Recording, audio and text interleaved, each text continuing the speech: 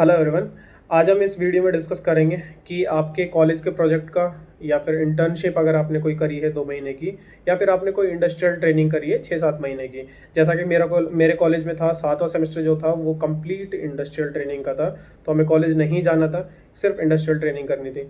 तो ऐसा हो सकता है आपके कॉलेज में भी हो, या फिर हो सकता है आप इंटर्नशिप करते हो हर एक ईयर के बाद। जो आपको 2 महीने का गैप मिलता है उसमें आपने कोई छोटा मोटा कोर्स किया हो, या फिर उस 2 महीने में आप किसी इंडस्ट्रीज में गए हो, कुछ देखा हो आपने, प्रैक्टिकली कहीं कुछ देखा हो, या कुछ काम किया हो कहीं पे, या फिर जो आपका प्रीवियस जॉब है उसका भी आपके पास जो एक्सपीरियंस है। इन सब चीज़ों का आपके इंटरव्यू में क्या रोल रहता है, ये चीज़ हम डिस्कस करेंगे। हाँ, फर्दर अगर आपका किसी पीएसयू से इंटरव्यू कॉल आया हो और आपके पास इनमें से कोई भी एक्सपीरियंस नहीं है, तो फिर आपको कैसे चीज़ें टैकल करनी है, ये सारी चीज़ें हम इस वीडियो में डिस्कस करेंगे। हाँ, मैं वो चीज़ें शेयर कर रहा हूँ जो मैंने महसूस करी while giving interviews of different different PSUs. हाँ, आपको मैं बता दूं कि मैंने 6 पीएसयूज़ के इंटरव्यू क्लियर किए थे, जिनमें से BRC, ONGC, IOCL, BPCL, HPCL and BHEL थी।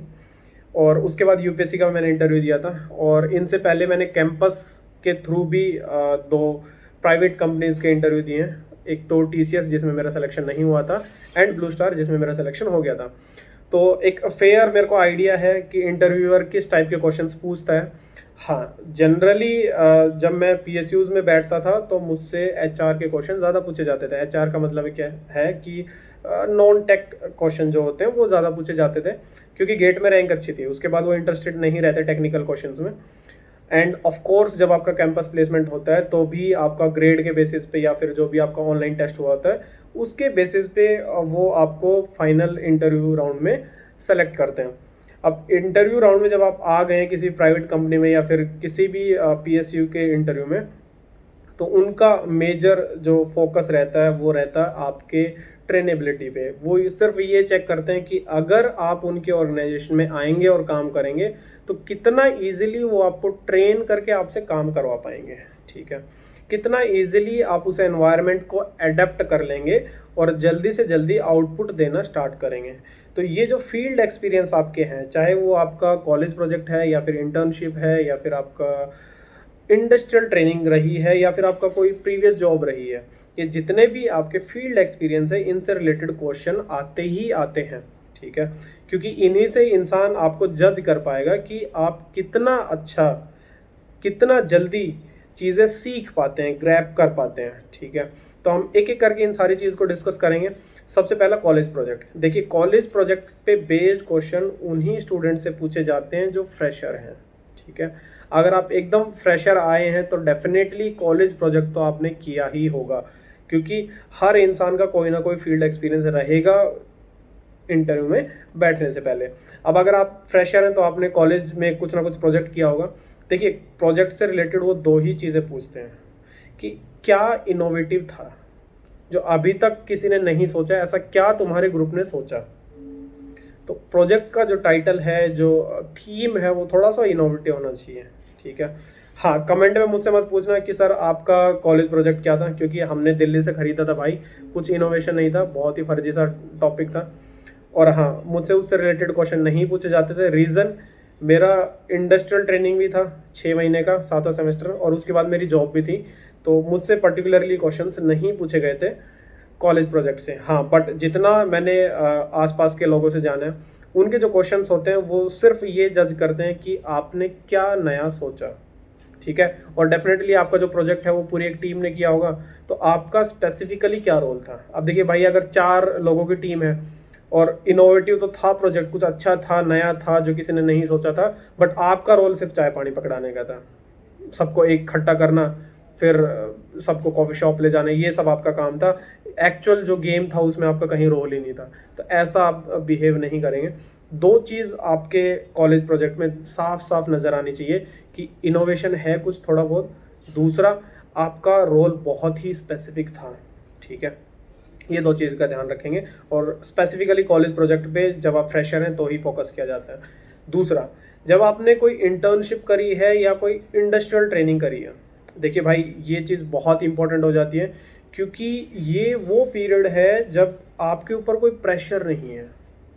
और बिना प्रेशर अगर आप किसी इंडस्ट्री में जा रहे हैं, कोई इंटर्नशिप कर रहे हैं, उस टाइम अगर आप लापरवाही दिखा रहे हैं, आप कुछ नहीं सीख के आ रहे हैं, तो वो ये मान के चलेंगे कि आप पे अगर डंडे बरसाए जाएंगे ऑर्गेनाइजेशन में सेलेक्ट होने के बाद, तो ही आप काम करेंगे। अगर आपको थोड़ा सा भी ढीला छोड़ दिया तो आप काम नहीं करेंगे।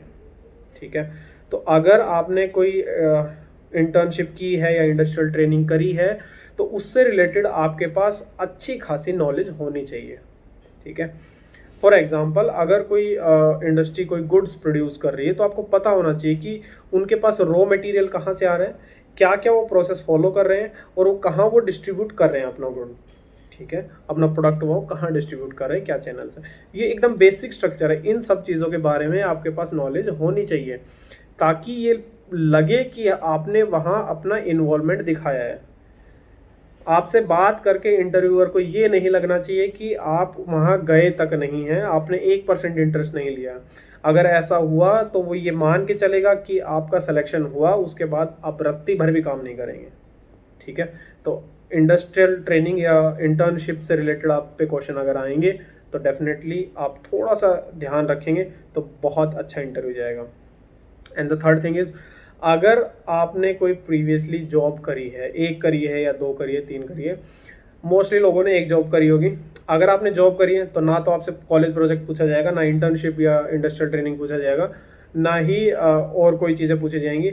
आपसे डायरेक्टली प्रीवियस जॉब पे क्वेश्चन करेंगे ही करेंगे। एज सुन एज आपका जो इंट्रोडक्शन ख़त्म हो जाएगा, वो लोग आपके प्रीवियस जॉब में घुस जाएंगे। अब देखिए, उसमें जो बेसिक बेसिक चीज़ें होती हैं वो बहुत सारे लोगों से रिपीटेडली पूछी जाती है। सबसे पहला, जॉब क्यों छोड़ी। ठीक है, और इस चीज़ में बच्चे कई बार गलती कर देते हैं, रटे रटाए आंसर देते हैं। मैं पर्सनली बता रहा हूँ कि जो आपका रियल रीज़न है वो आप प्रोड्यूस करेंगे। ठीक है, जो दिल की बात है वो एकदम खोल के रख देंगे, सर इसलिए मैंने छोड़ी है। एक्चुअल रीज़न बताता हूँ मैंने क्यों छोड़ी थी, और मैंने इंटरव्यूज़ में क्या बताया था। जो मैंने इसलिए छोड़ी थी क्योंकि मेरे को उनका सैलरी पसंद नहीं था। ठीक है, और दूसरा, उनका जो काम था वो थोड़ा सा लाइट मुझे महसूस हो रहा था, क्योंकि जो मुझे कंपनी बैठाती तो थी 8-10 घंटे, बट जो काम था वो ऐसा था, एक क्लरिकल टाइप था, क्लर्क की तरह। मुझे दिन भर फ़ोन कॉल्स करने पड़ते थे, तो मैं फ्री भी नहीं था और मैं बिज़ी भी नहीं था। फ्री इसलिए नहीं था क्योंकि दिन भर फ़ोन बजते रहते थे, कुछ ना कुछ एक्सेल शीट में, कुछ ना कुछ मेल में कर रहा होता था, तो फ्री तो नहीं था। बट हाँ, मैं बिज़ी भी नहीं था क्योंकि वो चीज़ मेरे ब्रेन पे लोड नहीं डाल रही है। वो चीज़ जो मैंने ग्रेजुएशन करी है उस लेवल की नहीं है, इसलिए मुझे सेटिस्फेक्शन नहीं मिल रहा था। ये एक्चुअल चीज़ है, और मेजर रीज़न था कि मेरी सैलरी अच्छी नहीं थी। अब जब पीएसयूज़ में लोग पूछते हैं तो मैं यही जवाब देता था। पहली चीज़, उनकी सैलरी अच्छी नहीं थी, मेरा काम नहीं चलने वाला था। हाँ, अगर मेरे को जीवन भर, अब वो नेक्स्ट पूछेंगे कि भाई आपको कितनी सैलरी एक्सपेक्टेड रहती है, कितना से आपका दिन चल जाएगा, तो मैं कहता सर मेरी एक्चुअल सैलरी 30 से 35 हज़ार थी, बट उससे एक सिंगल इंसान का काम चल सकता है एक मेट्रो सिटी में। अब फर्दर डाउन द लाइन 2-3 साल बाद मुझे डेफिनेटली शादी करनी है, मेरी भी फैमिली होगी, तो उस सैलरी में काम नहीं चलेगा, तो मुझे कहीं ना कहीं स्विच करना ही था। सेकंड चीज़, वो इतना काम नहीं था उनके पास जो मेरी एजुकेशन लेवल को मैच कर पाए। होपफुली आपकी ऑर्गेनाइजेशन है वो मुझे ऐसा काम दे पाएगी, और डेफिनेटली जब आप ऐसा जवाब देंगे तो उनका रिटर्न रिप्लाई ज़रूर आएगा कि अगर हम भी आपको काम नहीं दे पाए इफ़ेक्टिवली तो आप क्या करेंगे। तो आप सिंपल सीधा जवाब देंगे, सर अगर मुझे सेटिस्फेक्शन फील हुआ तो ठीक है, नहीं तो मैं कुछ और ट्राई करूँगा। ठीक है, झूठ नहीं बोलना है। और भी बहुत सारे क्वेश्चन बनेंगे। देखिए, अगर वो आपको ड्रैग करके ले जाते हैं कि आपका वर्किंग कल्चर कैसा था, या फिर आपका जो बॉस था वो कैसा था, इन सब ये नेगेटिव चीज़ों से आप दूर रहेंगे।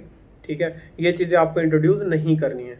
ठीक है, चलिए, अब ये तो बात हुई कि आपने अगर एक्चुअल में जॉब करी है, कॉलेज प्रोजेक्ट किया है, इंटर्नशिप करी है, इंडस्ट्रियल ट्रेनिंग करी है, तो आप कंफर्टेबली जवाब देंगे।